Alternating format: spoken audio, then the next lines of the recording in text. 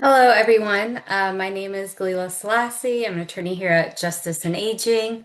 I'm here with my colleague Natalie Keene, and the webinar for today is regarding the new understanding the new Medicaid work requirement rules. So thank you all for being here today. Next slide. Before we begin on the substantive pieces, we just wanted to go over a few logistics. Again, welcome. You are all on mute, but we welcome you to participate in this webinar through the Q&A function in Zoom. It's in the control panel. And then there's also the CC button, which enables closed captioning if you need it for accessibility purposes. We will be watching the participant questions as they come through the webinar, and then any common questions or high themes we'll be sure to answer live. Other questions will be answered via email following the webinar. And then if there's any technical issues with the webinar, you're also welcome to use the Q&A function, and our staff will do their best to help you with that. This webinar is being recorded, and after the webinar, the slides and the recording will be available on our website and emailed to all registrants. We will also have a post-webinar survey that will pop up on your screen that we strongly encourage you to complete so we can improve on our trainings and webinars. Next slide. And then just a little bit about Justice and Aging. We are a national legal organization and nonprofit that uses the power of law to fight senior poverty. We do that by increasing access to affordable health care, increasing economic security for older adults with limited resources. And we very much focus on marginalized older adults who have been historically excluded from justice, such as older adults of color, women, LGBTQ plus older adults with disabilities, older immigrants, and those whose primary language is not English. Next slide. And then a big commitment that we have at Justice and Aging is our commitment to justice to ensure that everyone has access to what they need as they age without discrimination. And our advocacy is really rooted in this ideal that the greatest barriers to economic security, healthcare, and housing can only be exercised if people have full rights and access to those crucial services that they need. Next slide. And then if you haven't already, we strongly encourage you to join our network. In addition to information about upcoming webinars like these, we also put out tons of materials, alerts, anything like that for folks across all of our substantive areas of practice. So please be sure to sign up by going to our website or sending an email to info@justiceandaging.org. And the next slide. So today's agenda, we're going to be focusing on the new rules for implementing Medicaid work requirements, which are also known as community engagement requirements.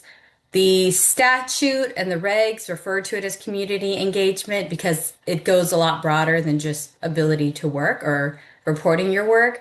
But that's also a mouthful. So apologize if you hear me use the two terms interchangeably.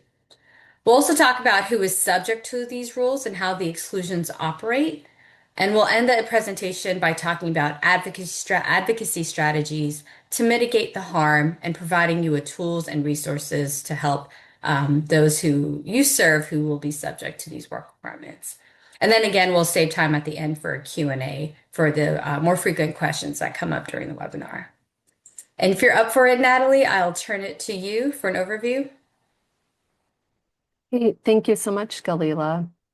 So starting with the bigger context, a year ago, the Budget Reconciliation Act, which we refer to as HR 1, was signed into law, and it makes the largest cuts to Medicaid in history, nearly $1 trillion. These cuts take many forms, but most of them are shifting costs to states and are aimed at taking away Medicaid coverage from people who are otherwise eligible. One of the biggest changes is requiring states to condition Medicaid eligibility for many working age adults on meeting work requirements. It's estimated in total that as many as 10 million people will have their Medicaid coverage terminated under HR 1. For more information on all of the parts of HR 1, I encourage you to check out our section by section summary linked on this slide.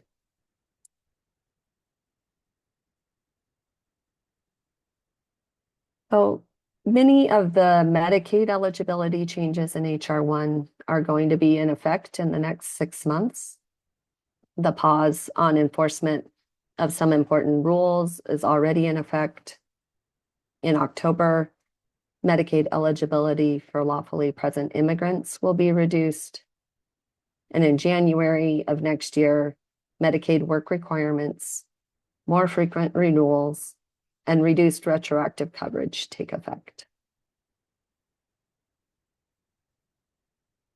So as Galila mentioned, we're going to mostly use community engagement, or CE for short today, but we're talking about work requirements.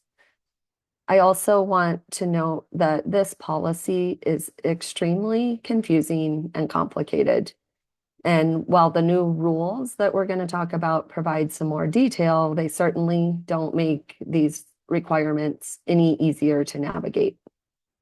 We're going to aim to provide an overview of what we know based on the law and the rules, but there are still many questions and concerns about how this law will play out in the states. So under HR 1, states must condition Medicaid eligibility for some enrollees on meeting community engagement requirements. These are separate from other work requirements in the SNAP or TANF programs. And as you may remember, a few states have tried work requirements in their Medicaid programs with disastrous results, but this is the first time we are seeing them implemented at this scale in Medicaid. Currently, 44 states will be required to implement work requirements. HR 1 requires states to implement these new requirements by January 1st of next year, but states have the option to implement sooner. So far, we've seen 4 states do this: Nebraska, Montana, Arkansas, and Georgia. Georgia already had work requirements in place when HR 1 was passed.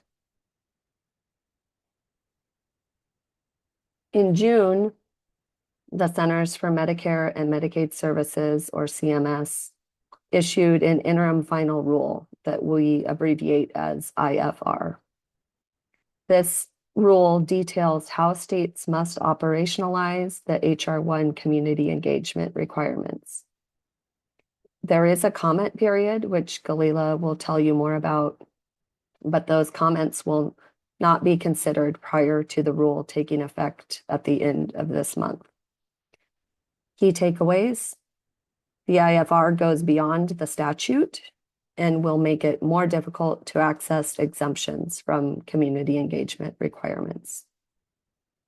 It adds new inability to work criteria to the exclusion for medical frailty, and it undermines states' ability to use ex parte review to automatically verify exclusions.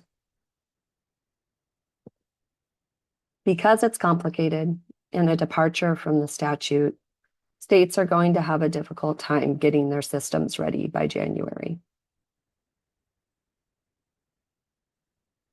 So looking at how the CE requirements apply to individuals, the law is clear that states must implement CE for most adults ages 19 to 64 who are enrolled in either the Affordable Care Act Medicaid Expansion program or enrolled in an 1115 demonstration waiver that provides similar coverage.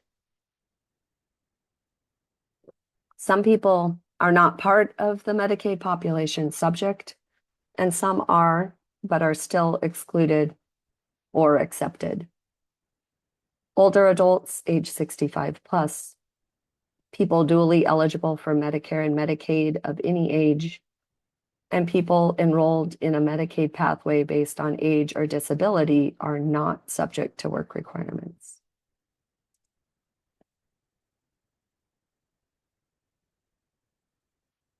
Those who are are called applicable individuals in the law and the rules. And these individuals must show one of two things to keep their Medicaid coverage.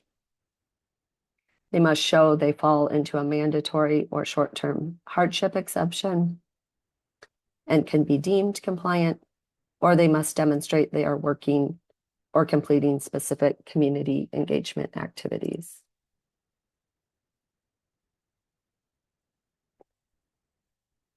This flowchart illustrates how to identify who is subject to the requirements and mirrors the order that CMS is directing states to follow in making this assessment. The first question on the left is whether someone is an applicable individual. If not, then they are not subject to the CE requirement, and states should not require these individuals to provide any further information. If the individual does meet the initial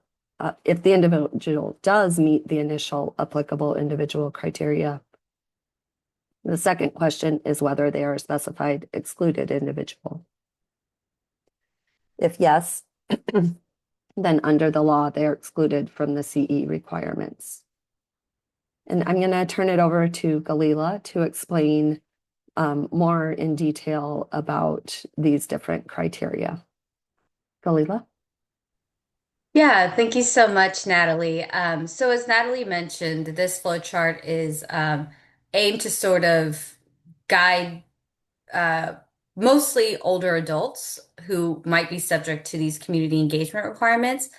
And so there is a sort of threshold question of are they an applicable individual, which Natalie just explained, or if they are uh, or if they meet the criteria for specified excluded individuals, which we'll discuss further. From there, there's other exceptions and exclusions that may apply. Basically, one is through a mandatory exception or a short-term hardship exclusion. As Natalie mentioned, this is all very complicated policies. We were just on a call, I was just on a call with a lot of CMS officials who stated that they've been taking months trying to clarify what all these distinctions mean. So it is pretty complicated, and we're going to go through it in a bit more detail through this webinar. But this is mainly meant to be a bit of a reference for those who would be applicable as well. Next slide. And then just to clarify for applicable individuals, it is referring to the expansion or population. So that's adults age 19 to 64 in states that expanded Medicaid. So individuals enrolled in Medicare or anything else are not considered applicable individual. And similarly, we'll also discuss that there are certain 1115 waivers that apply to the Medicaid expansion population, but it's not done through Medicaid expansion. So those are the only sort of categories of people who would be within this world of work requirements. And then from there, that's where the flow chart takes effect in determining specified exclusions, if there's specific excluded individual, if there's a short-term hardship, or some of these other individualized circumstances. All right, sorry, next slide. And so in terms of demonstrating compliance, that means that at a minimum, somebody must provide at least 80 hours of work, volunteering, education, or job training per month. The IFR lays out the process for states on how to count hours for education or how to consider all of these activities in tandem. But those 80 hours can be met in combination. So it could be 10 hours of work, 20 hours volunteer, so on and so forth. The IFR also lays out in detail what is considered appropriate for volunteering, whether it's a nonprofit, whether it's something private, as well as education and job training. One really important thing to note is that in the press and in a lot of communications, people have been referring to the 80 hours requirement. And that is true, but somebody can also meet these requirements by earning at least 80 times the federal minimum wage each month, which in 2026 is $580 a month. That's really important because the federal minimum wage is something like $7.25 dollars an hour, more or less.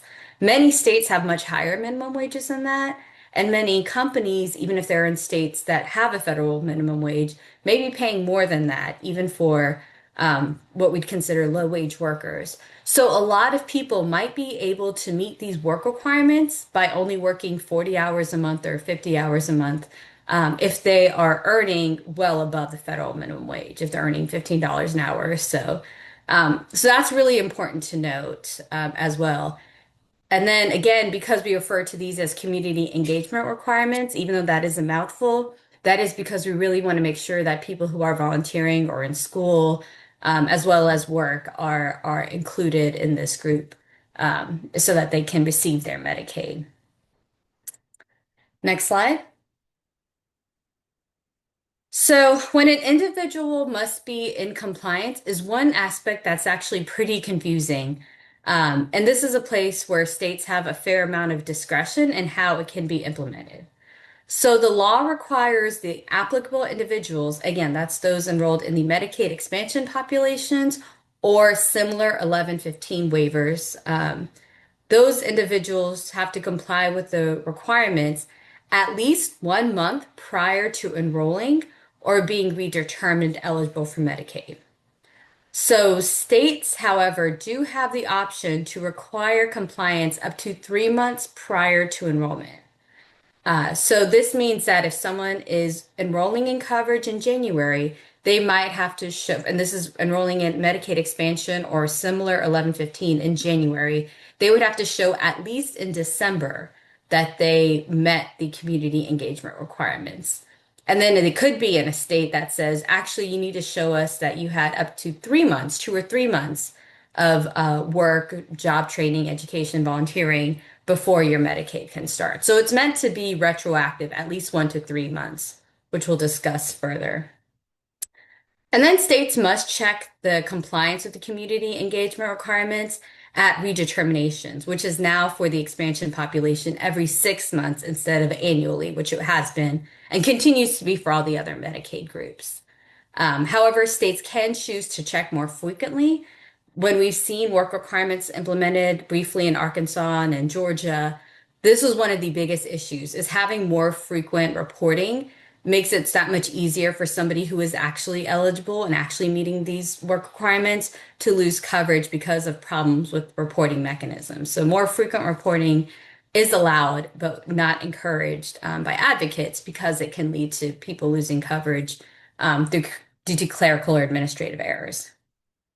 And then for individuals who meet an exclusion, states cannot require individuals to report that they have met the exclusion for more frequently than 6 months.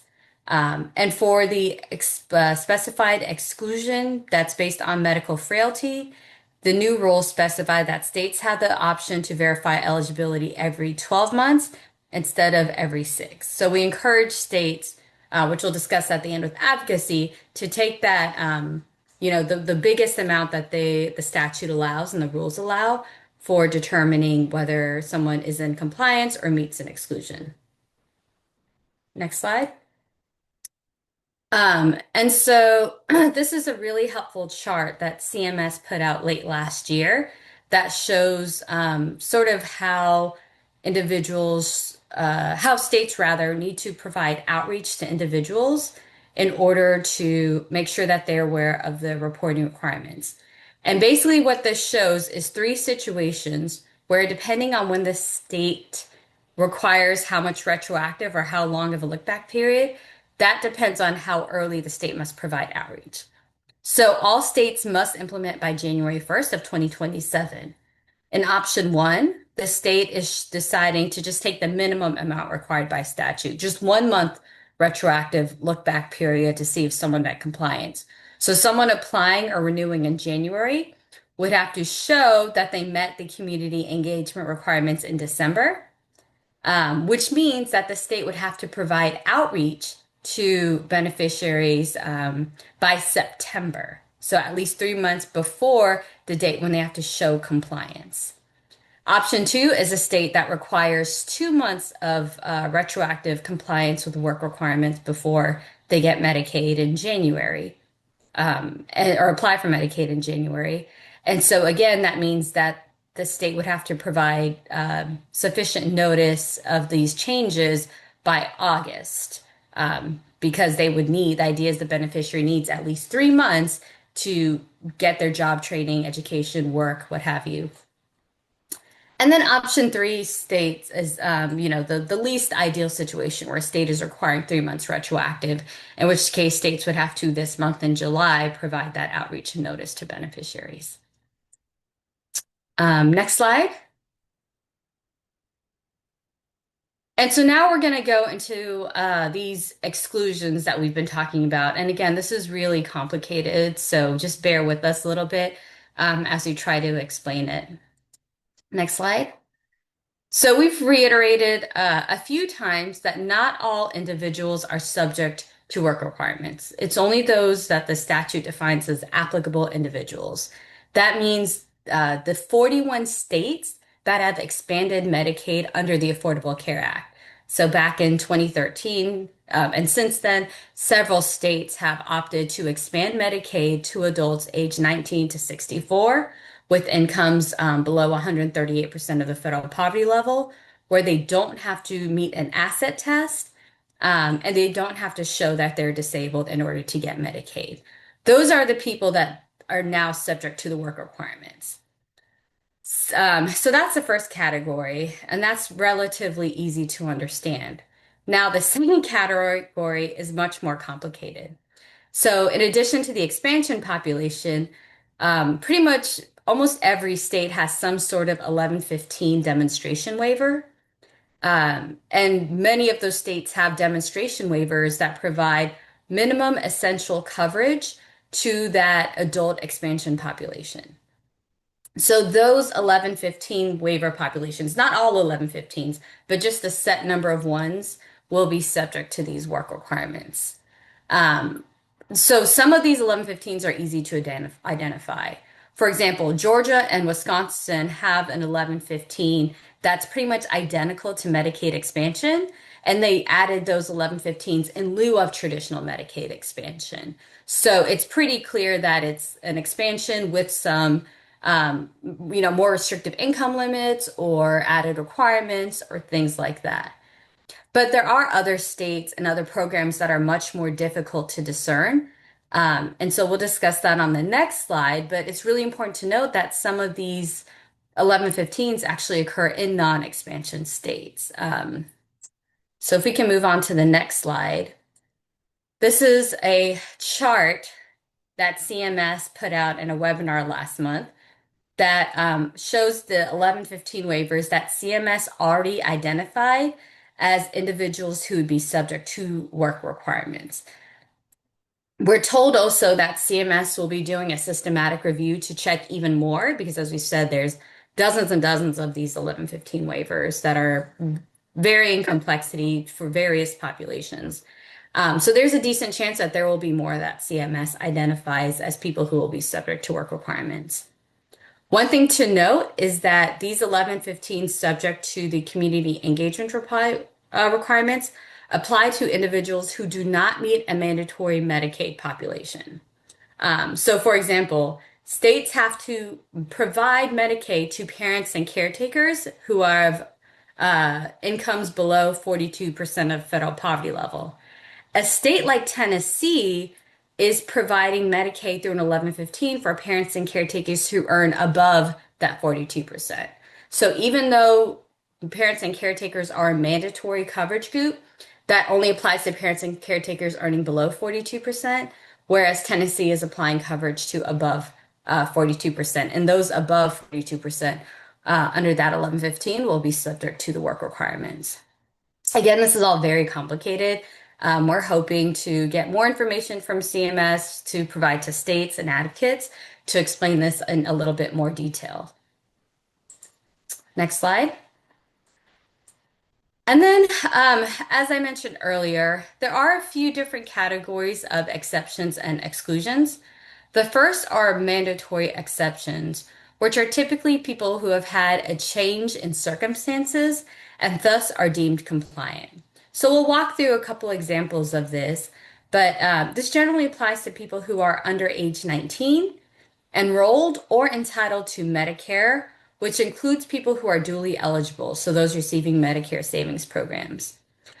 People receiving Medicaid under a mandatory Medicaid eligibility group, so for example, people enrolled in aged, blind, disabled pathways, SSI or medically needy share of cost, individuals who are incarcerated or recently incarcerated, and specified excluded individuals, which we'll discuss further. Next slide.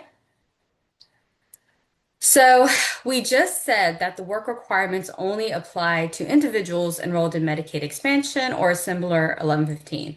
So why do we bring up these mandatory Medicaid groups and Medicare when we're talking about these exceptions? This is because applicable individuals may often become eligible for a mandatory exception that deems them compliant for a review period. For example, if someone is enrolled in Medicaid expansion, then becomes eligible for Medicare, say they were, receiving SSDI and enrolled in a Medicaid expansion while they're waiting for Medicare to kick in after 24 months. That individual who is now become eligible for Medicare will be deemed compliant for their entire review period. Similarly, someone could be on Medicaid through a disability pathway, but if they go over the asset limit and then they enroll in Medicaid expansion, and then thus they're deemed accepted, sort of exempted for that review period.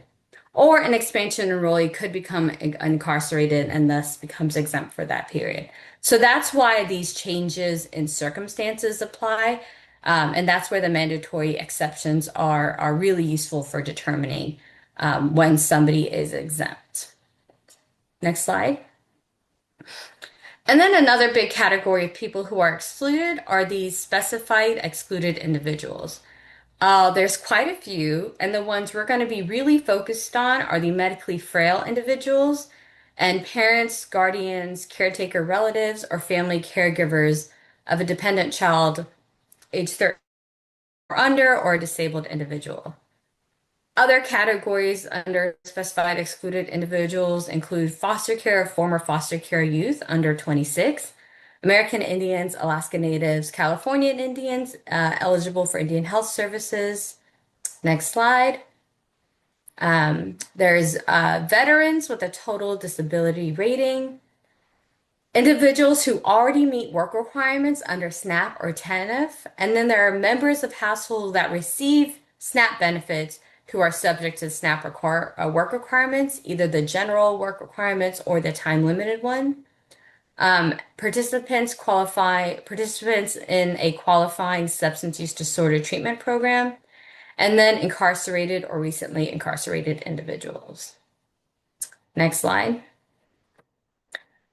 So, as you can see, there is some overlap between the groups and the mandatory exceptions and those unspecified excluded individuals. Now, the reason this distinction is important is because specified excluded individuals are not applicable individuals. Applicable individuals must show compliance or exception with these requirements prior to enrollment or renewal. However, a specified excluded individual just shows that they are excluded for the month of application or renewal. So it's not retroactive for specified excluded individuals. However, someone under the mandatory exception category is an applicable individual, so they must show that they had that they met one of those mandatory exceptions retroactively either 1, 2, or 3 months prior to their enrollment or renewal, depending on what the state chooses. And then just a reminder that these exclusions, like the medically frail, caregiver, former foster youth, etc., these specified excluded individuals cannot be verified more than their 6-month renewal period, and states can choose to verify medical frailty every 12 months instead of every 6 months. Next slide. So here's an example that will hopefully help make this distinction a little bit clearer. So say Dev is the caretaker of a 13-year-old son who turned 14 in May. His Medicaid renewal was also in May. And so because he is a parent, caregiver, of a 13-year-old child, he's excluded from the work requirements. He's considered a specified excluded individual because the month of his application or renewal, he was the parent of a child age 13 or under. And if someone meets the exclusions for part of the month, they're considered to have met it for the whole of the month. But now consider if his renewal was in June instead of May. So his son turned 14 still in May, but because that's retroactive and specified excluded individuals apply for that month of application, he would need to show that he either met one of those mandatory exceptions in the prior months or that he met a different exclusion for June. So maybe if he was medically frail or a veteran with a total disability or so on and so forth. So this is why that exclusion matters, is purely for determining when that exclusion applies, if it's prior to the application or renewal or in the month of application or renewal. Next slide. And then we'll go into a little bit more detail about other aspects of the interim final rule. Next slide. So we briefly mentioned earlier that the IFR did make some of these exclusions more restrictive than the statute. So looking at the medical frailty, which we said in the past is not a term advocates love, but that's the term in the statute. Um, but under the statute, someone qualifies for the medically frail exclusion if they are blind or disabled under Social Security rules, have a substance use disorder, a disabling mental disorder, a physical, intellectual, or developmental disability impacting one activity of daily living. So that could be mobility, bathing, eating, toileting, or a serious or complex medical condition. So that's it. Under HR 1, it was just these five categories. You met one of these, you were excluded. But the IFR added a second prong to these five requirements, these five categories that were not in the statute, and that is whatever category this person is under must significantly impair their ability to comply with the community engagement requirements. So that is a pretty significant restriction because now you don't just have to show that you have one of these five categories of a disabling condition, but you also have to show the extent that that condition impairs your ability to work or go to school or so on and so forth. Next slide. And so our friends at KFF have this really helpful chart that explains that two-prong approach. So again, HR 1 only had that first column, those qualifying conditions for saying someone can receive this exclusion. And then the IFR added that second box that was not in the statute. That is pretty limiting. Next slide. And so there are some pretty big issues with with this new IFR restriction on medically frail. One of the big ones, that's a little complicated, but is that an inability to meet the community engagement requirements differs from the Social Security standard for substantial gainful activity.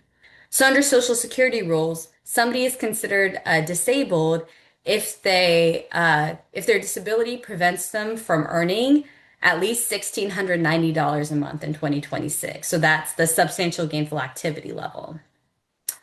However, this community engagement requirements are much less than that.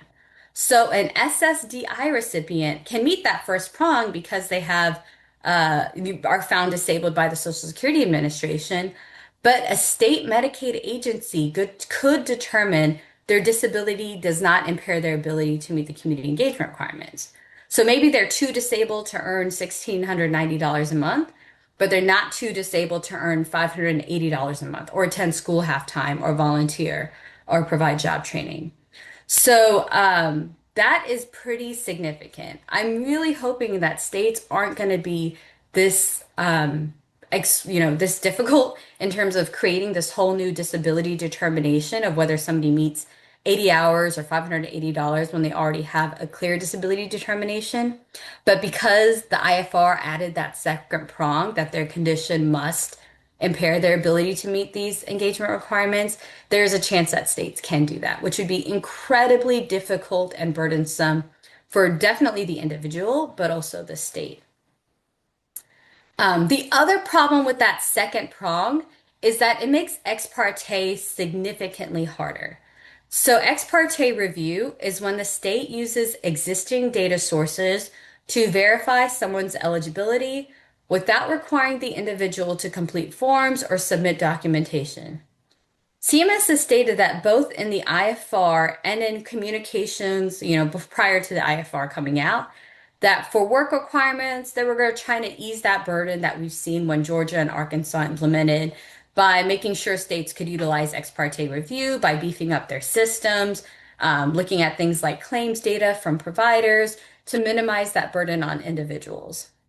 But there is no database that exists that gives this kind of specificity of someone's inability to work or attend school or volunteer. The claims data and other data that CMS has been looking to say why ex parte can be used so well is really limited to just a person's diagnosis or prognosis. There isn't any kind of searchable data that shows someone's arthritis stops them from can only allow them to work $500 a month, but not 800 or 600. That just doesn't exist. They're going to get a claims data for reimbursement for a service for their arthritis, or there might be some other documentation that shows they have this diagnosis or this type of prognosis, but it's not going to be more specific than that. So, in essence, ex parte review will be significantly harder, if not impossible, because of this second prong. Next slide. And then another issue with the IFR is when it comes to medical frailty, is that it doesn't allow any presumptions by either the state or CMS to make a presumption that a condition would exempt somebody from meeting the community engagement requirements.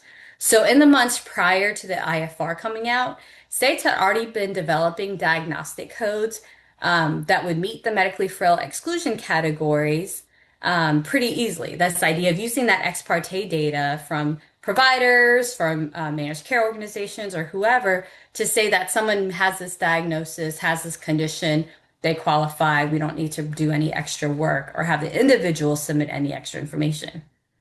However, that IFR kind of makes those diagnostic codes pretty moot because it doesn't matter if they have that diagnosis now, they have to show that the diagnosis or condition substantially impairs their ability to meet these community engagement requirements. So that means that all sorts of really disabling conditions doesn't get this presumption of that you can meet the work requirements and you get this basic health care that in many ways makes that condition more manageable and easier to treat. CMS did hold a call immediately after the IFR because there was a lot of talk about this in the press, and advocates were bringing up the example of somebody with stage 4 cancer, right? Pretty debilitating. And they said that in that call that maybe something like stage 4 cancer could be presumed to substantially impair someone's ability to work or engage in the community engagement activities. But that is not in the preamble or the IFR. So we know states can't really hang their hat on that. It's really important to be able to have a series of conditions that can have this presumption because, again, otherwise states have to go through this really complicated disability determination process for something as basic as healthcare. So even though CMS stated that on a call, it is by no ways binding. And we have no idea if there's going to be any additional guidance that says, oh, here's a list of conditions that we'll presume, because again, that wasn't in the IFR. Next slide. So, despite all the bad that I just talked about, states do still have some discretion when it comes to defining medical frailty and can use some diagnostic codes to meet that first prong. The biggest restriction that the IFR puts is in the second prong, but the IFR was actually pretty broad in terms of what states can use to define medical frailty. So, for example, in the IFR, for substance use disorder, The only restriction that the IFR places is that it excludes individuals who've been in recovery for 5 or more years. Beyond that, states have discretion to define it further. The only requirement for disabling mental disorder in the IFR is that it must be disabling. For a disability impairing at least one activity of daily living, the IFR states that states cannot consider limitations in instrumental activities of daily living. So that's things like balancing checkbooks, paying bills, etc. And then for serious or complex medical conditions, the IFR just states that they'll consider serious, complex, or serious or complex conditions. And it does provide a list of conditions that might not be considered serious or complex. They're the more common ones, things like asthma, diabetes, hypertension, arthritis. But again, just because it states that they likely won't consider that serious or complex doesn't mean that it's not. So states can still utilize diagnostic codes um, and diagnoses to determine if somebody meets the medically frail, one of these categories of medically frail. And then the IFR did specify that states cannot add additional categories to medical frailty. So, for example, homelessness can't be added. Next slide. And so we talked about the medically frail exclusion. The other big specified excluded individual category that we'll discuss is caregivers. So the exclusion applies to parent, guardian, caretaker relatives, or family caregivers of a dependent child age 13 or under, or someone providing care within a broad range of assistance to a disabled individual. And the IFR specified that they're using the ADA definition of disability to determine if that individual is disabled for purposes of their caregiver receiving the exemption. The IFR differs from the HR1, from the statute, because the statute references the Raised Family Caregiver Act in defining family caregiver, which states that a family caregiver is someone who provides care to an individual with a disability, chronic condition, or functional impairment. While the ADA definition of disability is broad, the inclusion of chronic condition or functional impairment is really crucial because many older adults do not identify as disabled. Now, the IFR preamble does state that there is no upper age limit for disability. So older adults who meet the ADA definition of disability should still qualify, their caregivers should still qualify for this exemption. However, regardless of how broad the definition of disability is, in practice, older adults just don't consider their disabling conditions as disabled. They might view it as signs of aging and less likely to identify themselves as such. So that's why that broader language from the Raised Family Caregiver Act would be really critical and really helpful to expanding this exemption. Next slide. And then there are some other issues with the IFR restrictions on the caregiver exclusion. For one, the IFR restricts the family caregiver exception to people related to or living with the disabled individual. So again, HR1 uses the Raised Family Caregiver Act, which is pretty broad, in stating that someone who has a substantial relationship with the disabled individual is a family caregiver. However, because of this residency and relational requirement, it ignores a lot of chosen family that many vulnerable, disabled, and older adults really rely on, especially marginalized ones. So, LGBTQ individuals, formerly incarcerated individuals, and immigrants often are separated from their families for a variety of reasons and are much more likely to rely on close friends or neighbors for support. And then just as a note, CMS is using the definition of caretaker relative as it exists in other aspects of the Medicaid program. So that includes parents, grandparents, step-parents, aunts, uncles, nieces, nephews, and first cousins. And then caregivers who do not meet this definition can only qualify for the exception if they provide at least 80 hours of care monthly. If someone is not providing 80 hours of care, then the caregiver can just be compliant with the work requirements by combining the 80 hours of care with work, schooling, job training, volunteer, etc. Next slide. And then another issue is how the caregiver exclusion will be verified. In 2027, states can use self-attestation, or also the IFR refers to it as self-declarations, to determine if an individual meets the caregiver exclusion. So this means someone can, under penalty of perjury, sign a document saying that they are providing care under the definition in the statute and the IFR. However, in 2028, states must first require documentation if no reliable data exists, including documentation to verify if the person is being cared for. The IFR is pretty vague here, so it's not clear when they require other documentation. What does that mean? It could still include self-attestation, but it's not very clear.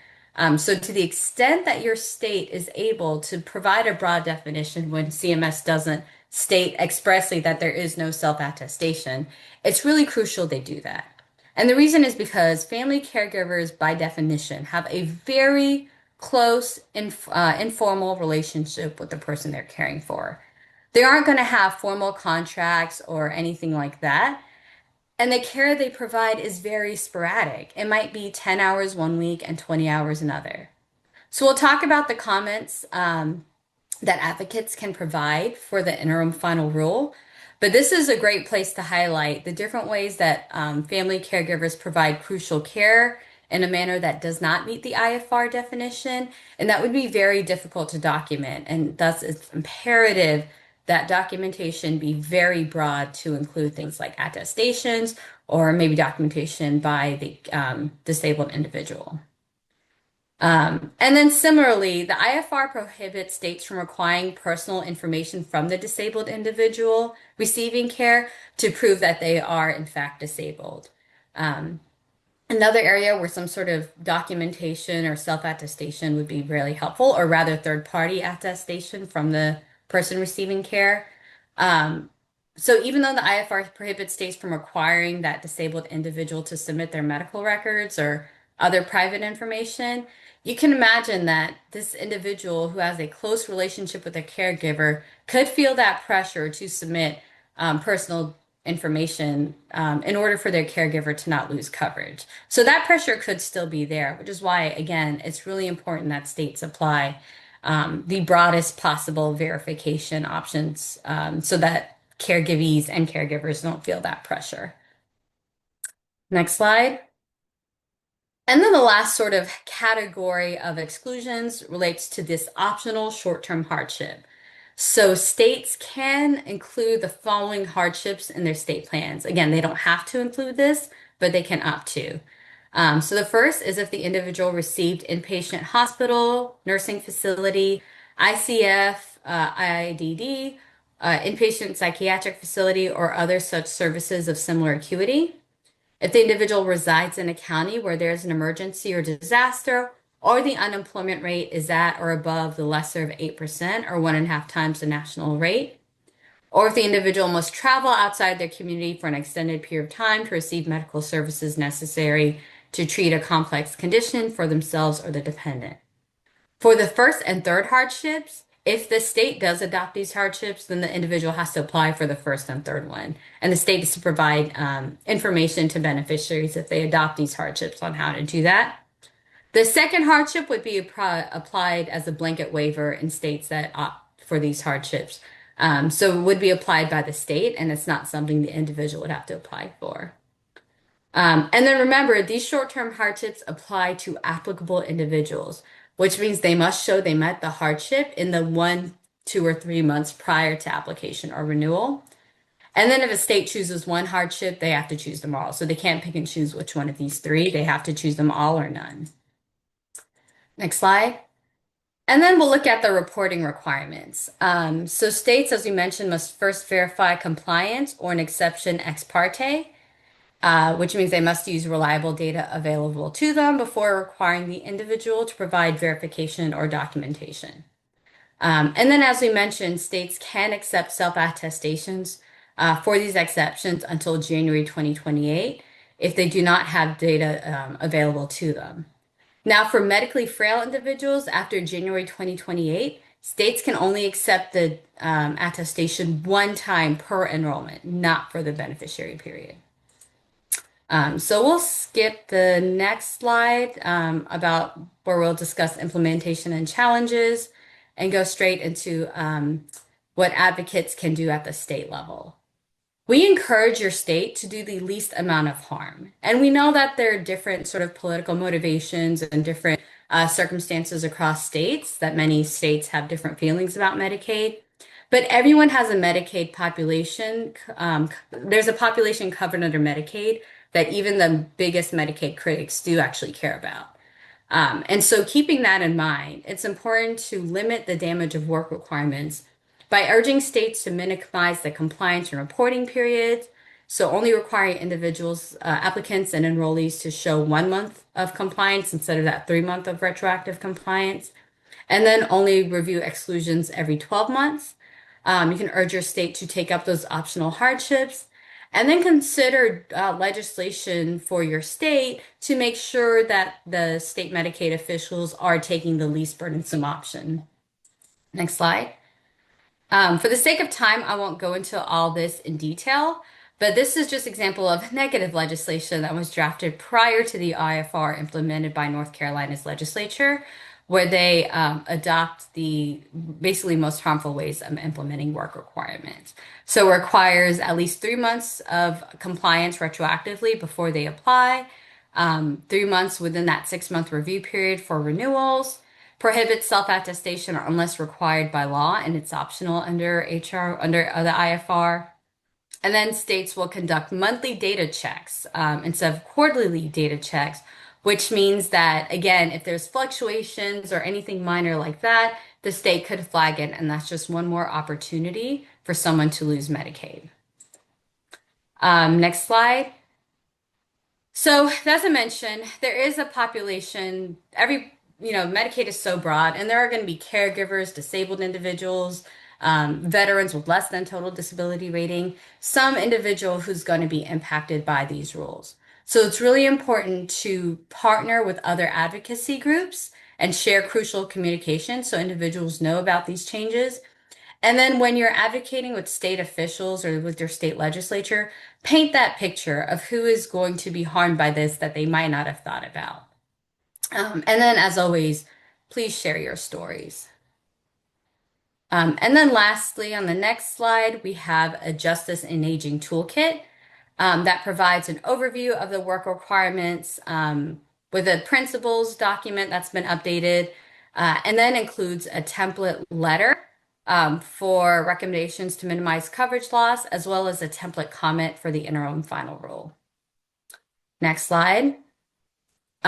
So here's just a snapshot of that template IFR comment.